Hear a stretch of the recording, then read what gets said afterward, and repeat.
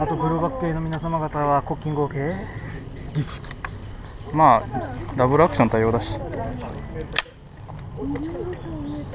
じゃあまた勝ちに行きましょう。そうね、なんか今のところなんだかんだ2連勝だよね。諦めますか、運動型で行かないから潜りに行った方がいいよ。ちなみにスキーの時宮脇先生もファン付きのゴーグル使ってたよ。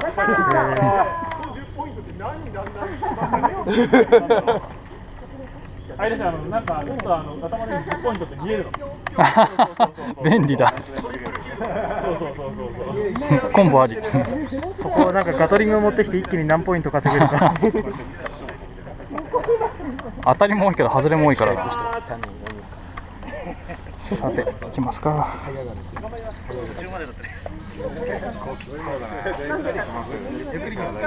んなこっちで。あっちも3人ぐらい行きますよ。第一まで。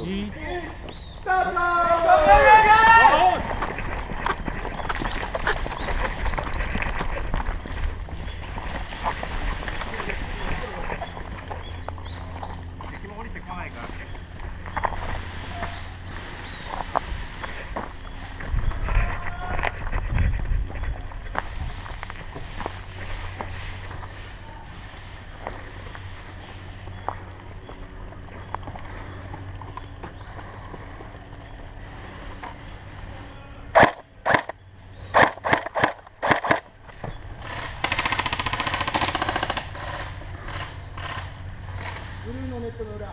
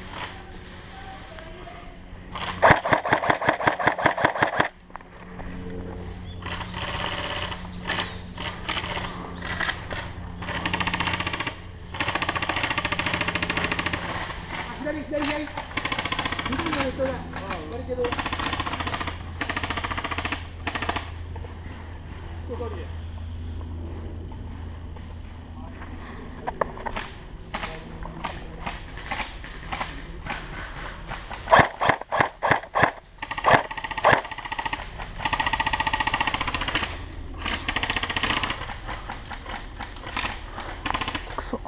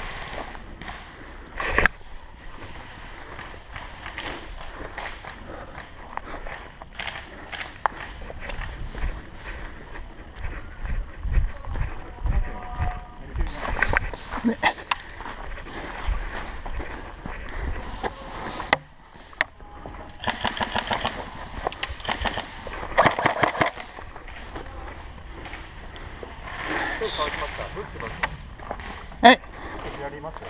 左まだいます？一人倒しました、正面。僕も一人倒しましたよ。クリアする。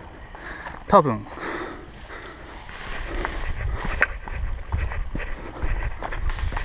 うわ。